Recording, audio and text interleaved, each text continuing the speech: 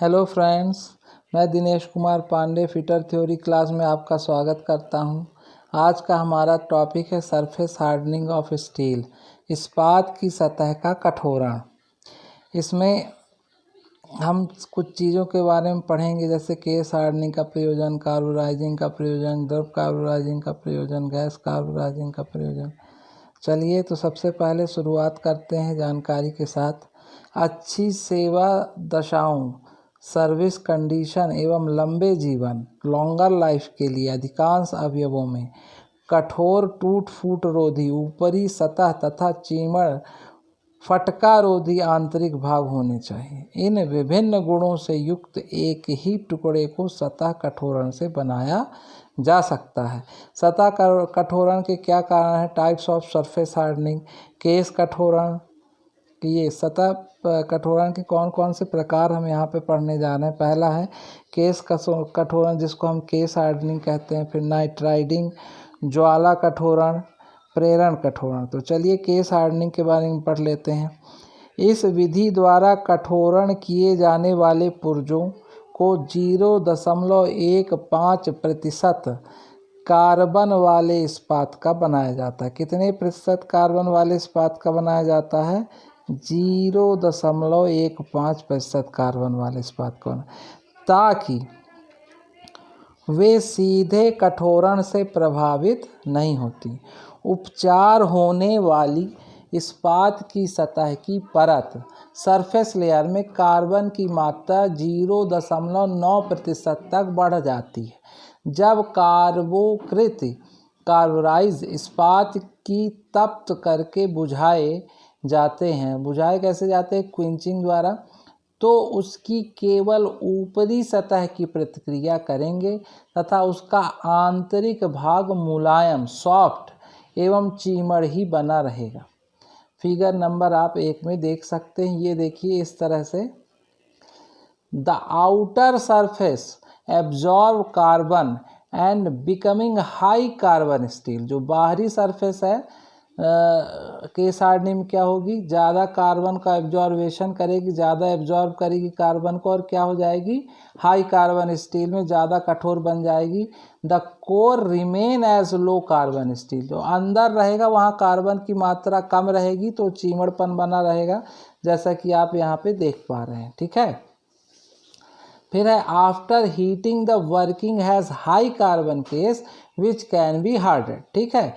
Second देखिए, ये तो बी नंबर देखिए क्या है? Work piece of low carbon steel. ये देखिए ऊपर low carbon steel, carbon rich compound. अब यहाँ पे आप देख रहे हैं ऊपर का हिस्सा कैसा है? चीमड़, अंदर का हार्ड है। फिर इसके बाद क्योंकि अंदर कार्बन की मात्रा ज़्यादा है, कार्बन रिच कंपाउंड है यहाँ पे। वहाँ पे क्या है? वर्क पीस जो ऊपर चारों तरफ आप देख पा रहे हैं वो लो कार्बन स्टील का है। ठीक है। Work piece heated in contact with the carburising compound. फिर ये जो आप सी नंबर देख रहे हैं ये क्या है? हार्डेंड केस है, सॉफ्ट एंड टफ कोर। अंदर की सॉफ्ट मुलायम और टफ कोर है, ऊपर की हार्डेंड केस है। After quenching the case become hard and the core which is of low carbon steel remain soft and tough. ठीक है ना। तो देखिए जब हम ठंडा कर देते हैं, क्विंचिंग कर देते हैं, तब उसके बाद ये लास्ट में हमको सतह प्राप्त होती है। ऊपर की हार्ड रहती है, अंदर की सॉफ्ट और टफ रहती है। ठीक है ना। तो ये 3 कंडीशन है। पहली कंडीशन में हमने क्या देखा कि सबसे पहले आफ्टर हीटिंग, जब हम तुरंत गर्म करते हैं तो वर्क पीस की क्या पोजीशन रहती है? हाई कार्बन केस ऊपर रहेगा, है ना, विच कैन बी हार्डन, जो कि हार्डन रहेगा।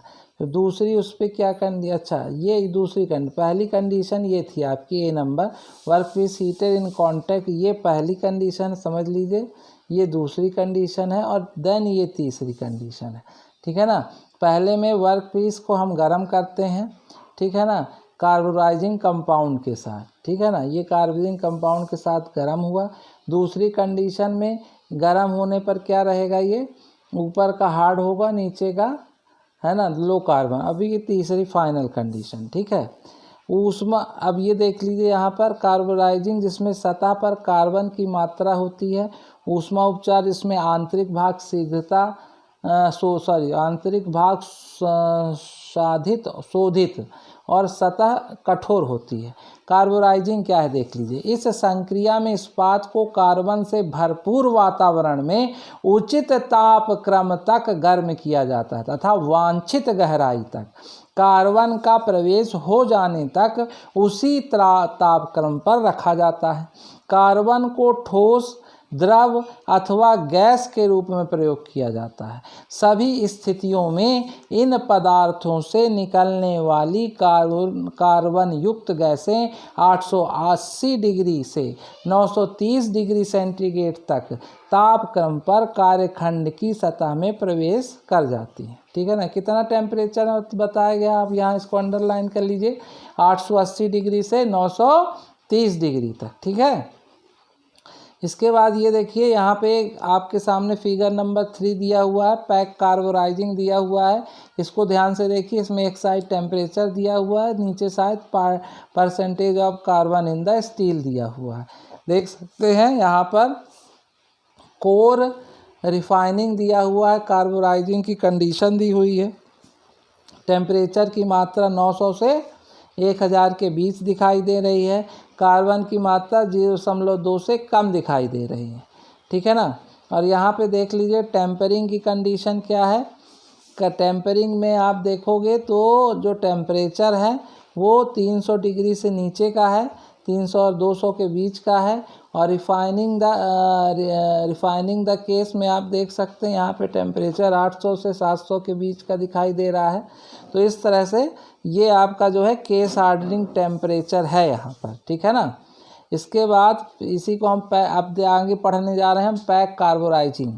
अब पैक कार्बोराइजिंग कैसे किया जाता है। सबसे पहले पुर्जों के चारों ओर कार्बोराइजिंग मध्यम भर कर उसे एक उपयुक्त धातु के बॉक्स में पैक कर दिया जाता है। आप देख सकते हैं यहाँ पे आपको एक पैक कार्बोराइजिंग के लिए एक बॉक्स दिखाई दे रहा है। उसके अंदर कार्बन से युक्त चीज़ को भर दिया जाता है।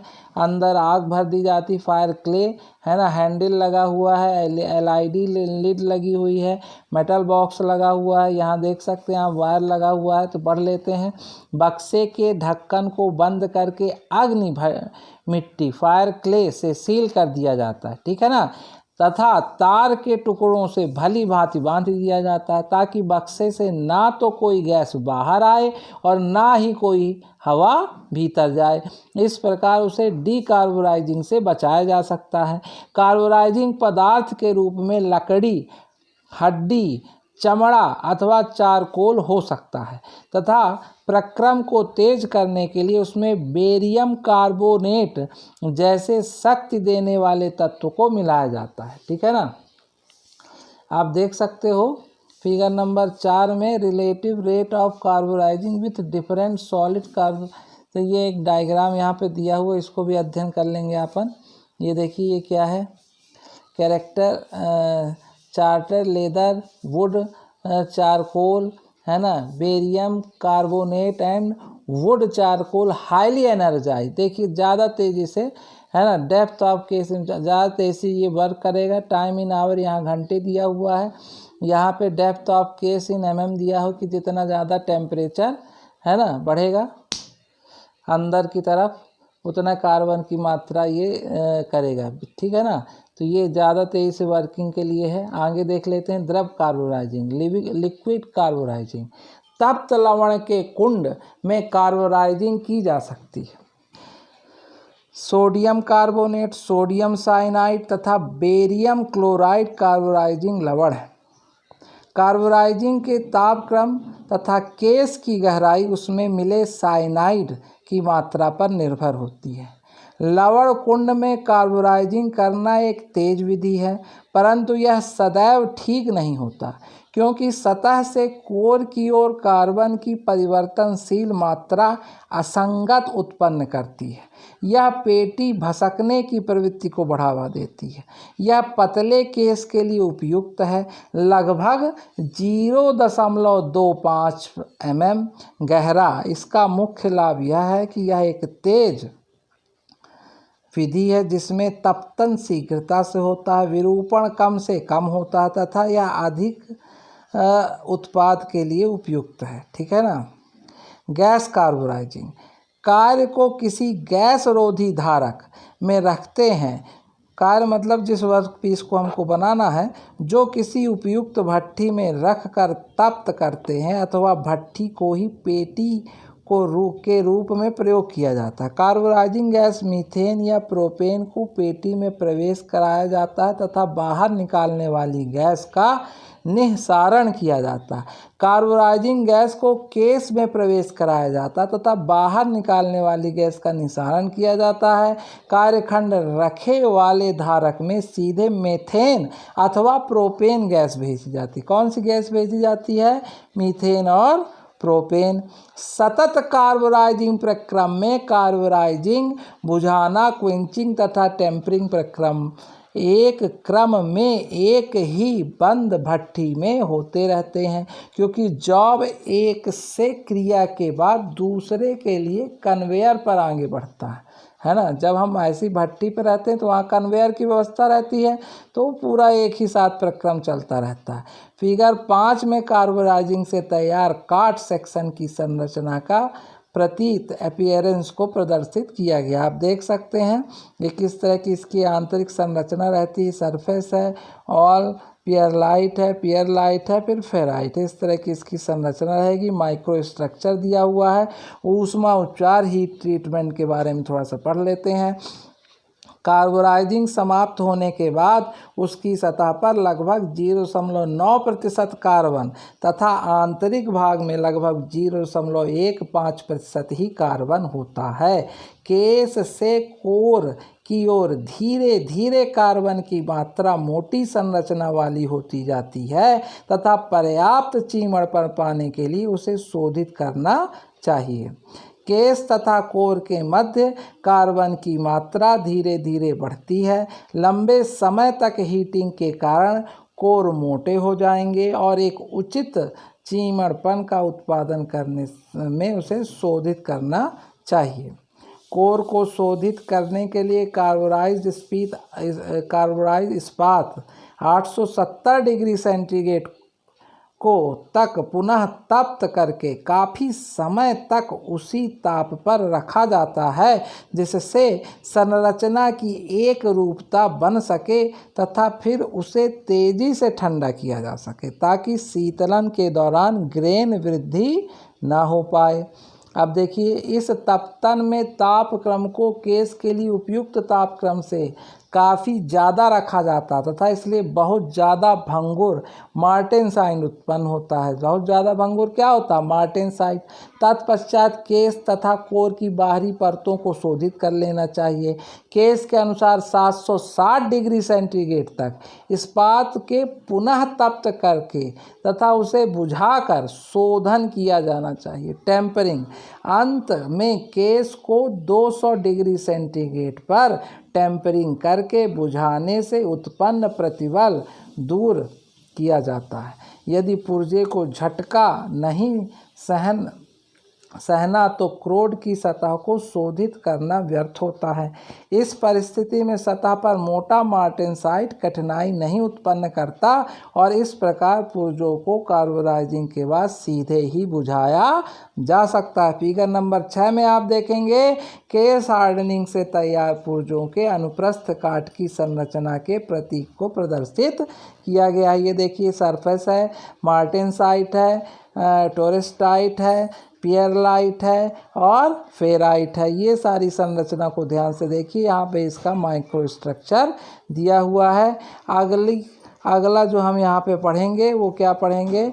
नाइट्राइडिंग। तो अगली क्लास में नाइट्राइडिंग के बारे में आपसे चर्चा होगी। आज की क्लास अगर आपको अच्छी लगी तो लाइक शेयर सब्सक्राइब ज़रूर करिए। अगली क्लास में फिर नए टॉपिक नाइट्राइडिंग के साथ मुलाकात होगी। आज के क्लास के लिए आप लोगों का बहुत बहुत धन्यवाद।